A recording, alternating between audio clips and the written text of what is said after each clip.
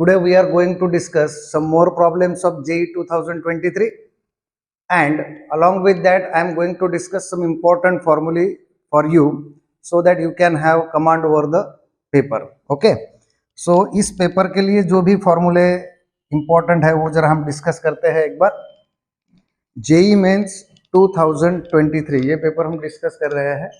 ठीक है, अब इस फॉर्मूले में, इस चैप्टर में या इस टेस्ट पेपर में कौन से फॉर्मूले थे देखो ध्यान में.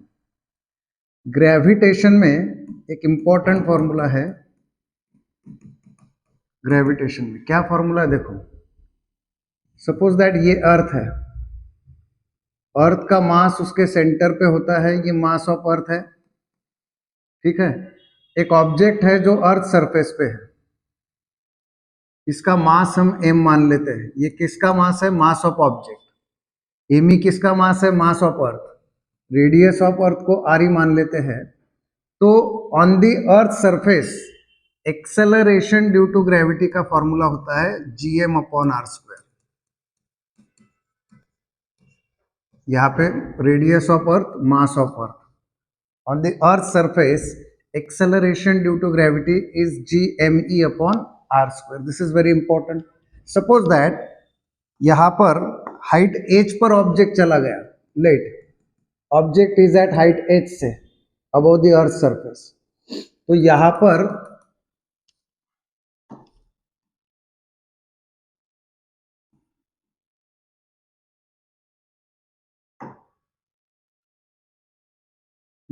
पर एक्सेलरेशन ड्यू टू ग्रेविटी बदल जाएगा and that will be gme/re plus h bracket square. Acceleration due to gravity on the earth surface, आप फॉर्मूले लिखिएगा अच्छी तरह से. Acceleration due to gravity on earth surface, acceleration due to gravity at height h above the earth surface. बहुत important फॉर्मूले है. इस फॉर्मूले से हमें क्या ध्यान में आया कि acceleration due to gravity directly proportional to mass and inversely proportional to square of radius. ये हम अर्थ के लिए ले रहे हैं. Similar formula is for any planet. So यहाँ पर ये मास ऑफ प्लैनेट है, रेडियस ऑफ अर्थ है. इस फॉर्मूले में मास ऑफ ऑब्जेक्ट कहीं भी नहीं है, यानी प्लैनेट पे किसी भी ऑब्जेक्ट के लिए ये फॉर्मूला सेम रहेगा. This formula is for object on the earth surface, और ये फॉर्मूला किसके लिए है? For object at height h above the earth surface. ठीक है, एक इसी केस में हम एक दूसरा फॉर्मूला लेते हैं. Density of earth is equal to mass of earth upon volume of earth. बराबर है क्या? Density of earth is equal to mass of earth upon volume of earth. Mass of earth कितना है? me. वॉल्यूम ऑफ अर्थ कितना है? 4/3 πre³. So mass of अर्थ जो है हम इस तरह से लिख सकते हैं, ये डेंसिटी ऑफ अर्थ है. तो ये फॉर्मूला अगर हम यहाँ पे यूज करेंगे मास का, तो एक्सेलरेशन ड्यू टू ग्रेविटी का फॉर्मूला इस तरह से बनेगा 4/3 πre³ इंटू रो. यहाँ पे re³ में से r² चला जाएगा तो फाइनल फॉर्मूला आएगा ge is equal to 4/3 πr⍴g. यहाँ पे रो डेंसिटी ऑफ अर्थ है, r रेडियस ऑफ अर्थ है. तो ये जनरल फॉर्मूला आप ये भी ध्यान में रखेंगे. Acceleration due to gravity on earth surface 4/3 πr⍴g. आप इसको रिवाइज करके देखिए. मैं फिर से एक बार लिखता हूं. Acceleration due to gravity on earth surface का क्या फॉर्मूला है? gme/re² या फिर 4/3 πr⍴g. बराबर है. तो अगर हमें दो अलग अलग प्लैनेट के सरफेस पे ratio of acceleration due to gravity पूछा है, अलग अलग प्लैनेट के, जिनका मास अलग अलग है और जिनकी रेडियस अलग अलग है. देखो ध्यान दो, मास डायरेक्टली टू है और रेडियस इनवर्सली टू है. सो m1/m2 बराबर है, मास डायरेक्टली टू है, रेडियस इनवर्सली टू है. इस तरह से लिखेंगे, या तो फिर इसी फॉर्मूला को हम कैसे लिखेंगे? r1ρ1/r2ρ2. देखो 4/3 π और g तो कांस्टेंट है, हर प्लैनेट पे सेम रहेगा. सिर्फ क्या बदलेगा? प्लैनेट की रेडियस और डेंसिटी बदलेगी. तो G1/G2 हम इस तरह से भी लिख सकते हैं। ये हो गया ग्रेविटेशन का इंपॉर्टेंट फॉर्मूला, ठीक है। ये एक्सेलरेशन ड्यू टू ग्रेविटी, इसमें G क्या है, यूनिवर्सल ग्रेविटेशनल कांस्टेंट है 6.67 इंटू 10⁻⁻11 न्यूटन मीटर स्क्वायर पर केजी स्क्वायर। ये आप ध्यान में रखेंगे, यूनिवर्सल ग्रेविटेशनल कांस्टेंट। और इसी की वैल्यू हम अगर CGS यूनिट में लेंगे तो -8 डायन centimetre square upon gram square. ये कैपिटल G की वैल्यू है, ये कांस्टेंट होता है यूनिवर्सली, ठीक है। दूसरा एक फॉर्मूला हमने प्रॉपर्टीज ऑफ सॉलिड्स और फ्लूइड्स में देखा है कि सपोज दैट ये एक बकेट है जिसमें लिक्विड या फ्लूइड जो भी है भरा हुआ है। इस बकेट में एक बॉल गिरा हुआ है, इस बॉल का मास m और वॉल्यूम v मान लेते हैं, ठीक है। और मास अपॉन वॉल्यूम क्या हो गई, डेंसिटी हो गई। लिक्विड की डेंसिटी ρ0 मान लेते हैं और लिक्विड का मास m' मान लेते हैं, ठीक है।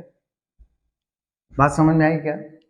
देखो यहाँ पे ये जो लिक्विड दिया हुआ है इसका मास m' और डेंसिटी ρ0 मान लेते हैं, तो लिक्विड का जो वॉल्यूम है वो मास अपॉन डेंसिटी हो जाएगा, या फिर लिक्विड की जो डेंसिटी है वो mass of liquid upon volume of liquid हो जाएगा, बराबर है। सो वॉल्यूम ऑफ लिक्विड जो है v that is m' upon रो हो जाएगा, बराबर है। दूसरा, एक बॉल इसमें गिरा हुआ है जिसका मास m है, जिसका वॉल्यूम v है और जिसकी डेंसिटी रो है। तो बॉल के लिए डेंसिटी का फॉर्मूला मास अपॉन वॉल्यूम हो जाएगा। तो यहाँ से हमें क्या मिल जाएगा, वॉल्यूम मिल जाएगा m into rho, sorry m into rho नहीं, m अपॉन रो हो जाएगा, बराबर है। ये हो गया वॉल्यूम ऑफ बॉल, ये हो गया वॉल्यूम ऑफ वाटर, बराबर है। अब इंपॉर्टेंट चीज क्या है, ये बॉल का जितना वॉल्यूम है उतना ही वॉल्यूम डिस्प्लेस होगा वाटर का, तो दोनों के वॉल्यूम सेम लेने पड़ेंगे। VO must be equal to V। जितना बॉल वॉल्यूम ऑक्यूपाई करेगा वाटर में उतना ही वाटर डिस्प्लेस होने वाला है, तो दोनों के वॉल्यूम सेम होंगे। तो m' upon ρ0 is equal to m upon rho. इसमें से हमें मास ऑफ बॉल का फॉर्मूला मिल जाएगा m' अपॉन ρ0, या फिर हमें वाटर का मास मिल जाएगा displaced m upon rho into ρ0, volume of water displaced. बात समझ में आई? Sorry, mass of water displaced, m' हमने मास ऑफ वाटर लिया है, ρ0 डेंसिटी ऑफ वाटर लिया है, v0 वॉल्यूम ऑफ वाटर लिया है। बात समझ में आ गई? और यहाँ पे ये m, v और रो लिया है। अब हमारे पास फॉर्मूला क्या है कि जब ये गेंद पानी में नीचे जाएगी, बराबर है, तो इसका वेट एक्टिंग वर्टिकली डाउनवर्ड होगा और इक्वल एंड अपोजिट थ्रस्ट इस पे काम करेगा m' तो रिजल्टेंट फोर्स जो होगा that will B mg minus m' हो जाएगा। या ये m' है और ये m है, सॉरी ये m' है और मास ऑफ, सॉरी बराबर है, बराबर, कोई बात नहीं। और लिक्विड का क्या है, m' हो जाएगा। तो that will B mg minus m', इस तरह से फॉर्मूला आ जाएगा। अपोजिट फोर्सेस है, क्लियर हो गया? ये बॉयंट फोर्स, विस्कस फोर्स, ये कंसेप्ट है। एक फॉर्मूला हमने पहले प्रॉब्लम में देखा, instantaneous speed in circular motion r omega होता है, पीरियड होता है 2π अपॉन ओमेगा, एवरेज स्पीड होता है डिस्प्लेसमेंट अपॉन टाइम, ये फॉर्मूला होता है, बराबर है। आगे हमने रेंज ऑफ ए प्रोजेक्टाइल का फॉर्मूला देखा पहले 10 प्रॉब्लम में। Range of projectile, range of projectile का फॉर्मूला क्या होता है, सपोज दैट यहां से हमने एक प्रोजेक्टाइल को फेंका और यहाँ पे आके वो गिरा। प्रोजेक्टाइल को हमने पॉइंट ए से फेंका और पॉइंट पी पे आके गिरा, तो ये इसको हम बोलेंगे उसकी range. This OP is called as range of a projectile. और इसकी जो इनिशियल वेलोसिटी है इसका एंगल थीटा मान लेते हैं ओरिजिनल डायरेक्शन से, तो रेंज ऑफ ए प्रोजेक्टाइल का फॉर्मूला है u square sine 2 theta upon g, इसे कहते हैं रेंज ऑफ ए प्रोजेक्टाइल। और इसी केस में हाइट ऑफ प्रोजेक्टाइल का फॉर्मूला आता है u square sine 2 theta upon 2g, sorry you square sine theta upon 2g। ये हाइट ऑफ ए प्रोजेक्टाइल का फॉर्मूला है, और ये क्या है, range of a projectile. Range यानी ये और हाइट यानी इस तरह से, दिस इज h। अब यहां पे इंपॉर्टेंट क्या है कि अगर सपोज दैट थीटा 45 डिग्री ले लेते हैं तो साइन 2 थीटा यानी साइन 90 हो जाएगा, वो 1 हो जाएगा। साइन 90 की वैल्यू मैक्सिमम है, इसका मतलब ये जो साइन 90 है, साइन थीटा मैक्सिमम कब हो रहा है, जब थीटा 45 है तब। और साइन मैक्सिमम होने के बाद रेंज क्या हो जाएगी, वो भी मैक्सिमम हो जाएगी, that is u square upon g सिर्फ, क्योंकि ये तो 1 हो गया।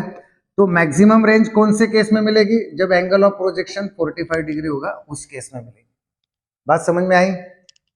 एक फॉर्मूला हमने ये देखा है कि heat supplied is equal to internal energy plus work, या फिर dq is equal to du plus dw। इसलिए change in internal energy can be written as dq upon dq minus dw। Divide both side by t कर देंगे तो ये power के form में आ जाएगा, वैट के फॉर्म में आ जाएगा। Heat supplied, rate of heat supplied, rate of work और रेट ऑफ इंक्रीज और डिक्रीज इन इंटरनल एनर्जी। ये फॉर्मूले हमने देखे, बात समझ में आई। दूसरा एक फॉर्मूला हमें अभी देखना है इंड्यूस्ड ईएमएफ का।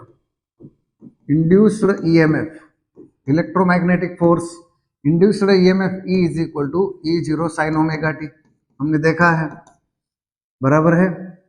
E0 यानी क्या, E0 का फॉर्मूला, और E यानी D phi by D T भी होता है, D phi by D T, Lenz's law. तो ये होता है minus N A B omega sine omega T. इस तरह से इंड्यूस्ड ईएमएफ का फॉर्मूला होता है, बराबर है। तो आगे बढ़ते हैं और अब हम जेईई मेंस का क्वेश्चन पेपर फिर से सॉल्व करने को लेते हैं।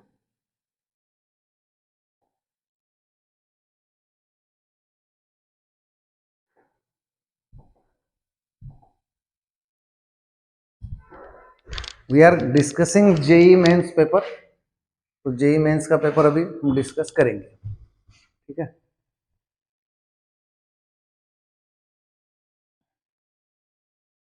हमने 10 प्रॉब्लम देखे पहले लेक्चर में, आज हम 4 से 5 प्रॉब्लम फिर से डिस्कस कर लेंगे। अब देखो यहाँ पे एक इंपॉर्टेंट फॉर्मूला आ रहा है। अब देखो क्वेश्चन पढ़ेंगे। देखो भाई क्वेश्चन पढ़ लिया करो, जैसे हम क्लासरूम में किसी ना किसी को तो पढ़ते हैं कि नहीं, इधर देखते हैं उधर देखते हैं, देखते होंगे, देखना चाहिए। तो वैसे ही प्रॉब्लम को भी अच्छी तरह से देखना चाहिए। जैसे हम किसी दूसरे को पढ़ते हैं वैसे प्रॉब्लम को भी पढ़ना चाहिए।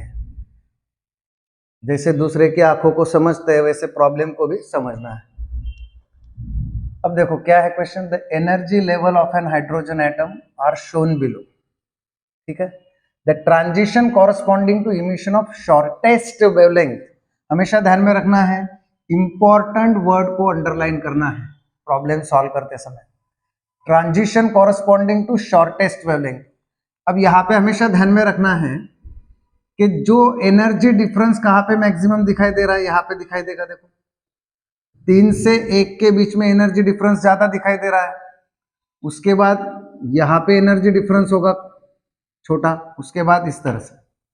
और अगर आपको ये नहीं समझ रहा है तो ग्राउंड स्टेट की एनर्जी क्या होती है, -13.6 electron volt. First excited state -3.4 electron volt, second excited state -1.51 electron volt, उसके बाद थर्ड एक्साइटेड स्टेट 0.85। अगर आपको डायरेक्टली लॉजिकली नहीं समझ रहा है तो यहाँ पे E4 माइनस E3 कर लो, बराबर है। बात समझ में आई क्या? पहली जो लाइन दिखाई दे रही है वो कौन सी है, E4 और E3, इन दोनों का सब्ट्रैक्शन कर लो। सेकंड लाइन में E4 और E2, इन दोनों का सब्ट्रैक्शन कर लो। फिर 3 और 2, इन दोनों का सब्ट्रैक्शन कर लो, और फिर 3 और 1 का सब्ट्रैक्शन करो। what you will find that the difference of energy is maximum when electron jumps from 3 to 1. जहां पे एनर्जी डिफरेंस मैक्सिमम है, हमेशा ध्यान में रखना है उसकी वेवलेंथ हमेशा छोटी होगी, यानी शॉर्टेस्ट होगी, क्योंकि एनर्जी और वेवलेंथ ये इनवर्सली प्रोपोर्शनल टू होते हैं. हमेशा ध्यान में रखें, जहां पर एनर्जी डिफरेंस ज्यादा हो वहां पे वेवलेंथ शॉर्टेस्ट होगी. ये फॉर्मूला आप ध्यान में रखें. अगर आपको नहीं समझ रहा है तो हमारे पास एक फॉर्मूला है, higher level energy minus lower level energy is equal to H nu और एच सी अपॉन लैम्बडा. यहाँ पे पहले केस में ए के लिए क्या है, ए के लिए E4 माइनस E3. बी के लिए कैसे आएगा, E4 माइनस E2. सी के लिए क्या आएगा, E3 माइनस E2 और फिर E3 माइनस E1. इन दोनों में, इन चारों ऑप्शन में जिसका भी एनर्जी डिफरेंस ज्यादा है वही शॉर्टेस्ट वेवलेंथ है. तो क्लियर कट ध्यान में रखना है. और इसकी शॉर्ट ट्रिक क्या है, हमेशा ध्यान में रखो, जहां पे डिफरेंस ज्यादा हो एनर्जी का वो आप आंसर ले लेंगे शॉर्टेस्ट वेवलेंथ के लिए. क्लियर. तो आगे बढ़ते हैं. अब एक अच्छा क्वेश्चन आ रहा है, देखो ध्यान दो, बहुत अच्छा क्वेश्चन है. इसका फॉर्मूला देखना रहेगा हमारा, हम अभी देख लेंगे. ठीक है. ए लॉन्ग स्ट्रेट वायर, देखो ध्यान दो क्या है, a long straight wire of uniform cross section of radius A carrying steady current I. Current I is uniformly distributed across this section. ठीक है. The magnetic field is 0 in the region R less than A and inversely proportional to R greater than A. R less than A में magnetic field 0 है और inversely to R greater than A है. ठीक है. हालांकि इस question में क्या है, long straight wire of circular cross section of radius A carrying steady current I. कौन सा ऑप्शन सही है, तो यहाँ पे हमारे पास एक फॉर्मूला ध्यान में रखना है. फॉर्मूला क्या है, देखो, magnetic induction due to a straight current carrying wire. अब इस वायर की जो रेडियस है ना, वो रेडियस में स्मॉल a ले लेता हूं और इस वायर से एक पॉइंट P कंसीडर करता हूं जो R इतने डिस्टेंस पे है. एक स्ट्रेट करंट कैरिंग वायर लिया, कंडक्टर लिया जिसकी रेडियस R है, और वहां से एक पॉइंट P लिया जो R इतने डिस्टेंस पे है. ठीक है. तो मैग्नेटिक इंडक्शन के दो फॉर्मूले हमारे पास है.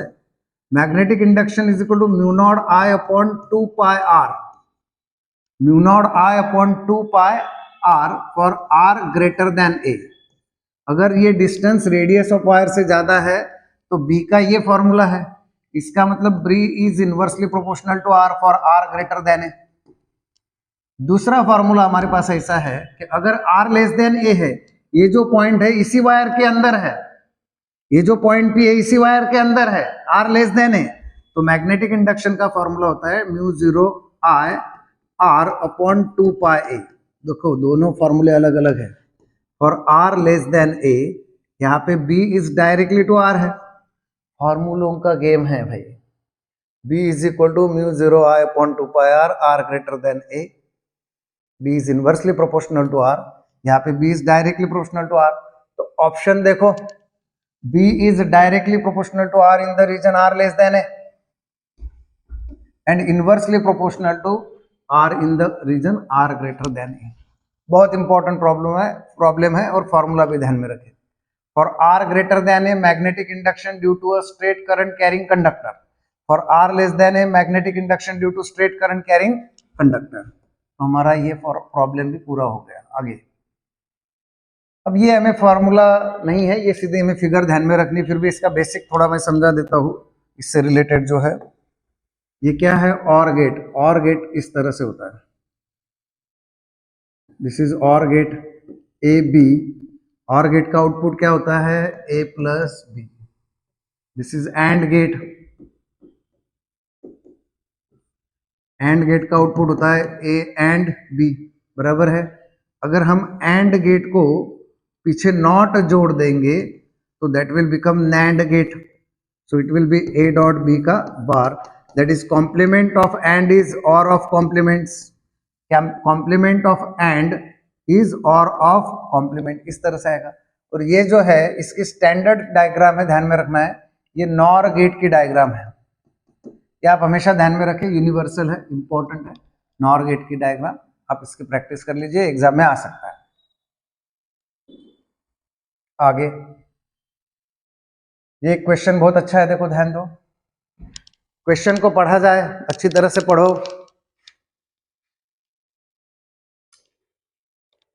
लव लेटर की तरह पढ़ना है। The induced EMF can be produced in coil by, induced EMF कैसे प्रोड्यूस हो सकता है कॉइल में? तो moving coil with uniform speed inside uniform magnetic field.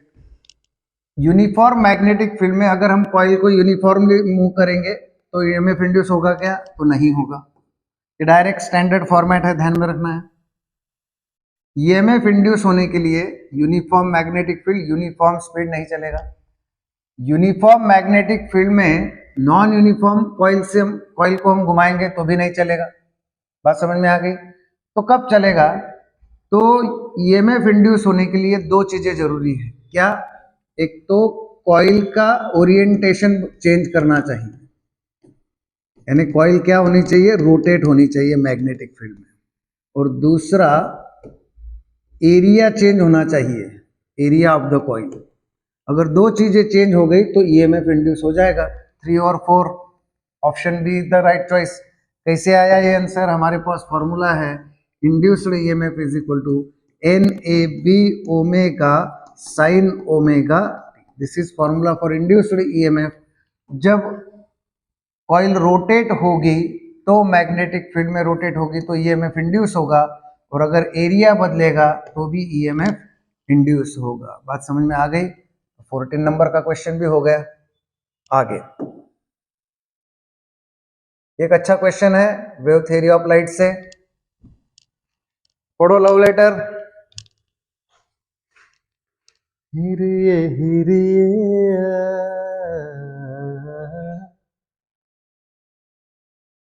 a monochromatic light wave with wavelength lambda 1 and frequency mu 1 in air enters another medium. If the angle of influence and angle of refraction at interface are 45 degree and 30 degree, then wavelength lambda 2 and frequency mu 2 of the refractive wave are.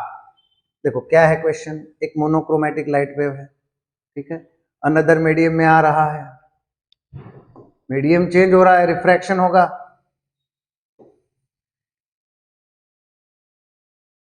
ये original direction, refraction हो गया, बराबर है। पहले case में wavelength lambda 1 है, frequency new 1 है। दूसरे केस में वेवलेंथ लैम्बडा 2 है, फ्रीक्वेंसी न्यू 2 है। और angle of at the interface, angle of influence नहीं है, यानी इंसिडेंस है वो 45 डिग्री, और एंगल ऑफ रिफ्रैक्शन कितना है? 30 डिग्री। क्लियर हो गया? क्या हमारे पास ये फॉर्मूला है क्या? Sine i upon sine r is equal to lambda 1 upon lambda 2 is equal to C1 upon C2 is equal to mu 2 upon mu 1। और इसी को हम स्नेल्स लॉ कहते हैं, refractive index of second medium with respect to 1। Important formula है Snell's law, refractive index of second medium with respect to 1, this is relative refractive index, that is equal to ratio of absolute refractive index of 2 upon absolute of 1, speed of light in medium 1 upon speed in 2, wavelength in 1 upon wavelength in 2, sin of angle of incidence, sin of angle of refraction। तो हमें इसकी जरूरत नहीं है, हमें सिर्फ ये पहला फॉर्मूला जरूरी है, lambda 1 upon lambda 2 is equal to sine i upon sine r. Lambda 1 as it is, lambda 2 as it is, sine 45 sine 30। 45 क्या है? Sine 30, sine 45 1/√2, sine 30 1/2, 1/2, sine 45 1/√2, sine 30 1/2, 2 ऊपर चला जाएगा, 2/√2 यानी √2 हो जाएगा। ये लैम्बडा 1 अपॉन लैम्बडा 2 √2 है, लैम्बडा 1 अपॉन लैम्बडा 2 √2 है। इसका मतलब क्या हुआ? Lambda 1 upon lambda 2 is equal to √2, इसका मतलब lambda 2 is equal to 1/√2 lambda 1। और ध्यान में रखना है लाइट चाहे कितने भी मीडियम चेंज कर ले, उसकी फ्रीक्वेंसी कभी भी चेंज नहीं होने वाली। तो फ्रीक्वेंसी सेम रहने वाली है, चाहे तुम अभी 11वीं 12वीं में हो, चाहे तुम मेडिकल इंजीनियरिंग में चले जाओ, चाहे कहीं भी चले जाओ, दिल तो धड़केगा। 11वीं 12वीं से दिल धड़कना शुरू हो जाता है। तो फ्रीक्वेंसी कैसी होगी? सेम होगी। और वेवलेंथ λ2 = 1/√2। क्लियर हो गया? तो हमने जेई मेंस के 15 प्रॉब्लम कर लिए हैं अभी तक। फर्स्ट वीडियो में 10 प्रॉब्लम्स थे और सेकंड वीडियो में 5 प्रॉब्लम मैंने आपको दिए हैं। अभी और कुछ फॉर्मूले में रिवाइज करवा देता हूँ फिजिक्स के, ताकि आपको मगअप हो जाए, मेमोरी आपकी स्ट्रांग हो जाए। अगले 15 प्रॉब्लम हम इसके बाद के वीडियो में देखेंगे, ध्यान दीजिए। हम अभी फॉर्मूले की तरफ बढ़ रहे हैं। कुछ इंपॉर्टेंट फॉर्मूले हम देखते हैं आज फिजिक्स के।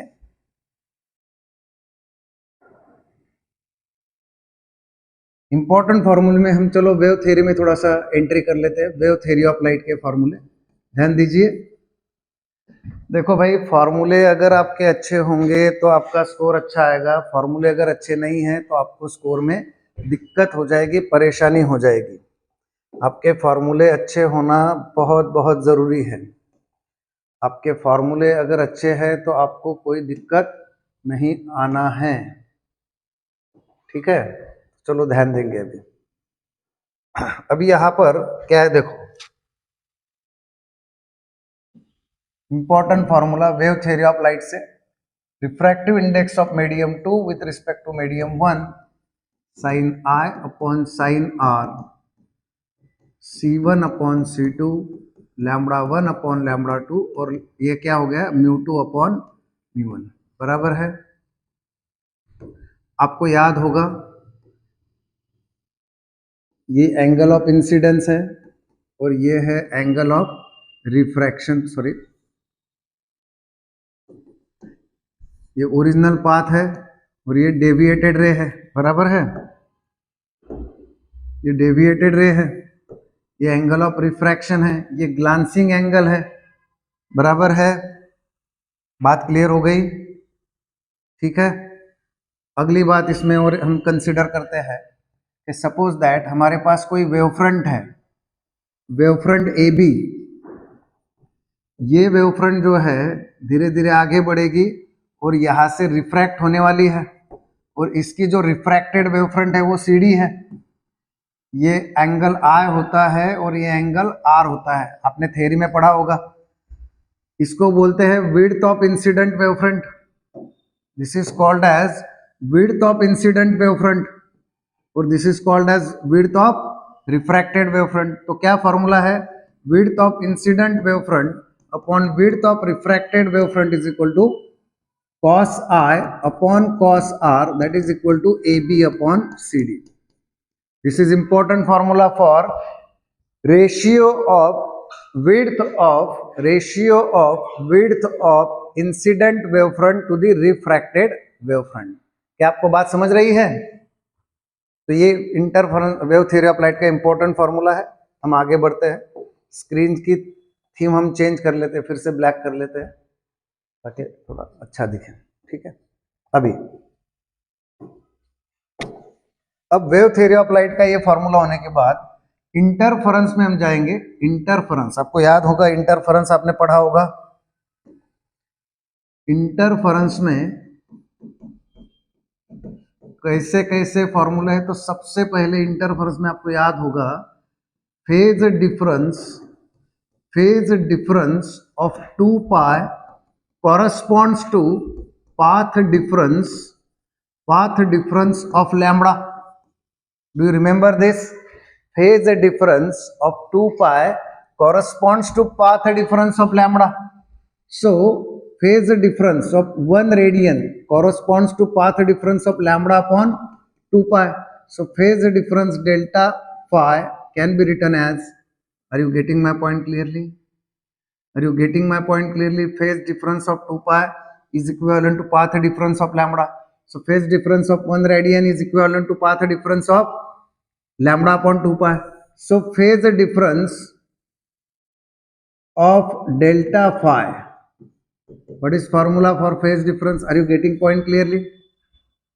क्या आपको समझ रहा है? ये phase difference of 2 pi is equal to path difference of lambda. Clear हो गया? मैं उल्टा थोड़ा सा ले लेता हूं। तो इसका मतलब अगर लैम्बडा मीटर के लिए फेज डिफरेंस इतना है तो 1 मीटर के लिए फेज डिफरेंस कितना होगा? 2 पाई अपॉन लैम्बडा।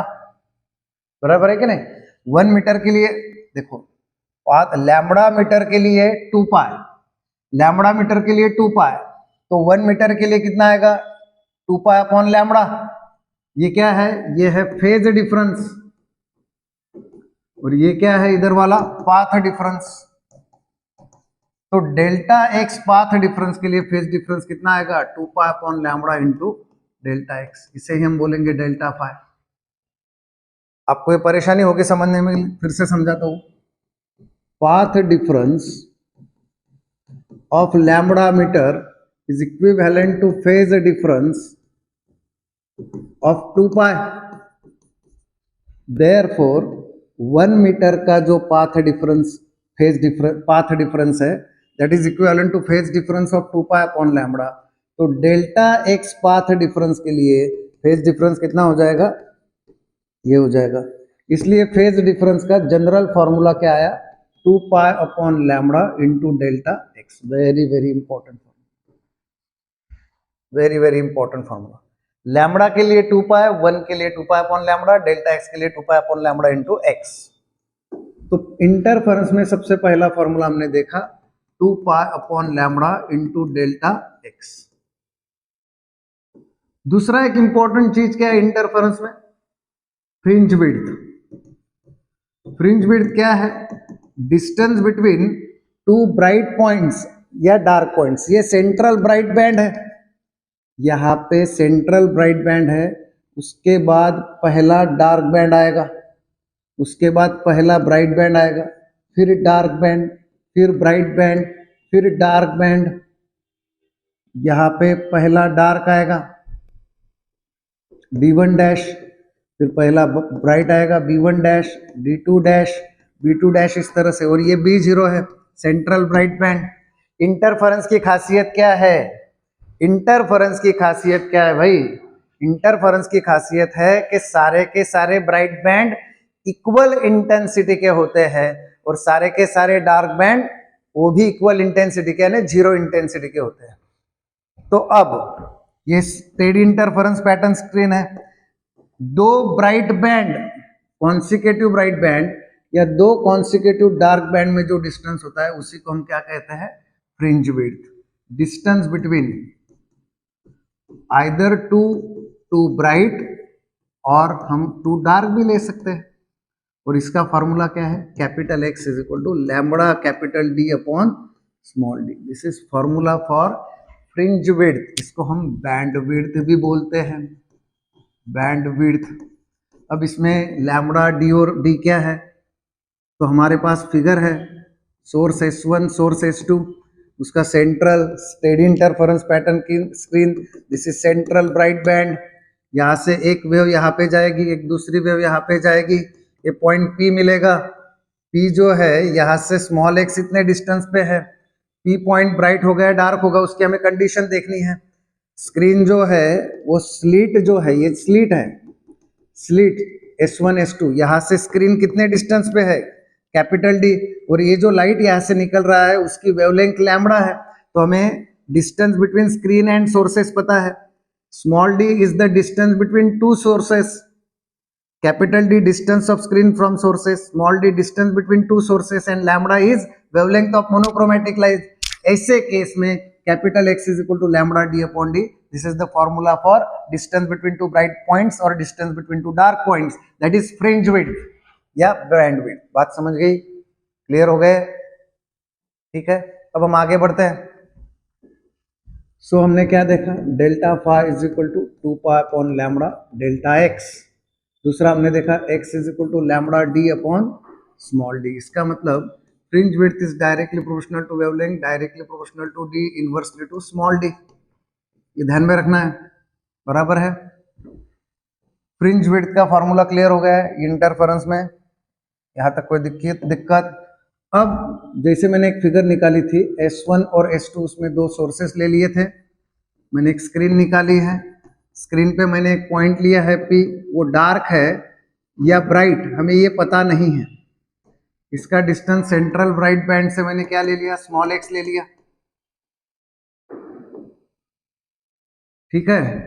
ये ले लिया S1 S2 distance between two sources small d, capital D distance between sources and screen, और लैम्बडा वेवलेंथ है। तो अब यहाँ पे ये जो distance of any point from the CBB है उसका फॉर्मूला क्या है, lambda small d upon capital D। ये जो स्मॉल x का फॉर्मूला है इसको हम क्या बोलते हैं, distance of point P from central bright point, ठीक है। अब ये जो स्मॉल x है, ये स्मॉल x ध्यान देना है, थ्योरी ऑफ बैंडविड्थ से हमें मिला है, क्लियर हो गया क्या। इससे हमने कैपिटल X का फॉर्मूला निकाल लिया, lambda capital D upon small d, ध्यान देना है। अब distance of nth bright band from central bright band क्या होता है, nx, that is n lambda d upon d, ये ध्यान में रखना है। Distance of nth bright band from central bright band और distance of nth dark band, ये ब्राइट के लिए है, डार्क के लिए क्या आएगा 2n-1 या फिर 2n-1 x/2 कर लो, या 2n-1 lambda d upon 2d, इस तरह से कर लो, ध्यान देना है। ब्राइट बैंड के लिए हमेशा इंटीग्रल मल्टीपल है और डार्क बैंड के लिए ऑड मल्टीपल है। इंटीग्रल मल्टीपल ऑफ वेवलेंथ, यानी यहाँ पे क्या है, odd multiple of half of wavelength, ये क्लियर कर लिया। तो ये फार्मूला भी हमें ध्यान में रखना है। दूसरा एक इंपॉर्टेंट फार्मूला हम देखते हैं, ग्रेविटेशन में चलते हैं फिर से। अलग अलग चैप्टर के फॉर्मूले हमें मगअप करने हैं, आर्बिट्रेरली हम करेंगे ग्रेविटेशन में। सबसे इंपॉर्टेंट फार्मूला G का फॉर्मूला है gm अपॉन r स्क्वायर, या फिर 4/3 pi r rho g, density of planet, radius of planet, mass of planet, radius of planet. Earth लेंगे तो अर्थ, दूसरा प्लैनेट लेंगे तो दूसरा acceleration due to gravity at height h, gm upon r plus h bracket square. जब object height h पे है तो एक्सेलरेशन ड्यू टू ग्रेविटी का ये फॉर्मूला होगा। तीसरा एक इंपॉर्टेंट प्रॉब्लम फॉर्मूला है कि ये रेडियस r है और ये हाइट h है, तो यहाँ पे एक्सेलरेशन ड्यू टू ग्रेविटी का फॉर्मूला ये है gm upon r plus h bracket square. और यहाँ पे कंडीशन है कि h बहुत बड़ा होना चाहिए, पर अगर h बहुत छोटा है, h is very very less than r, इसका मतलब क्या, सैटेलाइट क्या है, close to earth surface. Satellite अगर क्लोज टू अर्थ सरफेस है तो ये फॉर्मूला जो है gh is equal to 1 minus twice h upon r into g, ऐसा हो जाएगा। For satellite which is revolving close to earth surface, अगर कोई सैटेलाइट अर्थ सरफेस के क्लोज रिवॉल्व हो रहा है तो उसके लिए gh, acceleration due to gravity at height h, क्या हो जाएगा 1 minus twice h upon r into क्या g, और g क्या है, तो g ऑन सरफेस है। क्लियर हो गया, ठीक है। दूसरा इलेक्ट्रोस्टैटिक्स में थोड़ा चलते हैं। इलेक्ट्रोस्टैटिक्स हर लेक्चर में अभी थोड़े थोड़े फॉर्मूले मैं आपको करवाऊंगा। इलेक्ट्रोस्टैटिक में इलेक्ट्रिक इंटेंसिटी का फॉर्मूला देख लेते हैं आज और लेक्चर को खत्म करते हैं। क्या आपको लेक्चर समझ रहा है? बहुत ज़्यादा हमें टाइम वेस्ट नहीं करना है, ऑनलाइन लेक्चर में आपके लिए बनवा रहा हूँ इसलिए ताकि आपको फिजिक्स सिंपल हो जाए, ज़्यादा टाइम पास करने की ज़रूरत नहीं है। इलेक्ट्रिक इंटेंसिटी का फॉर्मूला क्या है कि हमारे पास कोई चार्ज है Q, इस चार्ज के फील्ड में कोई दूसरा यूनिट चार्ज आ गया तो ये रिपेल करेगा, दोनों पॉजिटिव पॉजिटिव है तो बड़ा चार्ज छोटे चार्ज को रिपेल करेगा, तो बड़ा चार्ज इस पे फोर्स एक्ट करेगा। जितना ज़्यादा फोर्स एक्ट होगा उससे क्या मिलेगा हमें, इलेक्ट्रिक इंटेंसिटी। इलेक्ट्रिक इंटेंसिटी का फॉर्मूला है force acting on unit positive charge, इसलिए यूनिट क्या बनेगा, न्यूटन पर कूलम। इसका डायमेंशन निकालेंगे, न्यूटन का m1 L1 T-2, कूलम ये डिराइव्ड क्वांटिटी है। Charge is equal to current into time, time का T1, करंट का I1, सो क्या होगा m1 L1 T-3 I-1, ये हो गया इलेक्ट्रिक इंटेंसिटी का ऐसा डायमेंशन, बराबर है इलेक्ट्रिक इंटेंसिटी। अब अगर सपोज दैट हमारे पास कोई स्फीयर है, इस स्फीयर में Q चार्ज की वजह से सरफेस पे चार्जेस बने हैं, इस स्फीयर से आर इतने डिस्टेंस पे कितनी इलेक्ट्रिक इंटेंसिटी होगी, at point P small r इतना डिस्टेंस है सेंटर से, तो electric intensity due to a charge sphere at a distance r from the centre of the sphere is 1/4πε0 Q upon r square. फिर ये जो 1/4πε0 है इसकी वैल्यू होती है 9 into 10⁹ newton, sorry 9 into 10⁹ newton metre square पर कूलम स्क्वायर। हमेशा ध्यान में रखना है। इप्सिलॉन जीरो क्या है, epsilon zero permittivity of free space है, 8.85 इंटू 10⁻⁻12 कूलम स्क्वायर पर न्यूटन मीटर स्क्वायर, ध्यान में रखना है।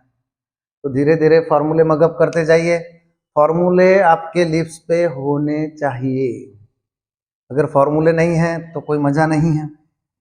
करंट इलेक्ट्रिसिटी अगर रेजिस्टेंस से सीरीज में जोड़े हुए R1 R2 R3 तो इक्विवेलेंट कैसे निकलेगा, तीनों की एडिशन करके। अगर रेजिस्टेंसेस पैरेलल में जोड़ दिए हैं तो इनका इक्विवेलेंट ऐसे निकलेगा 1/R1 + 1/R2 + 1/R3। Ohm's law क्या है, V = IR, सो वोल्ट = एम्पियर इंटू ओहम, सो R = V/I, सो ओहम = वोल्ट अपॉन एम्पियर। तो अलग अलग फॉर्मूले हम देखते रहेंगे हर रोज, हर पेपर के साथ हम डिस्कस करेंगे। आज के लिए इतना ही करते हैं। अब देखो एक इम्पोर्टेंट सजेशन दे रहा हूँ,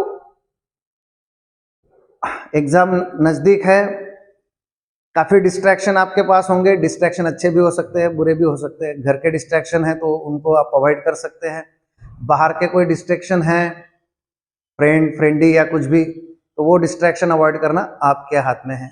आपको समझ लेना है कि अगर आपको मेडिकल MBBS में जाना है तो 22 लाख प्लस स्टूडेंट को क्रॉस करके जाना है।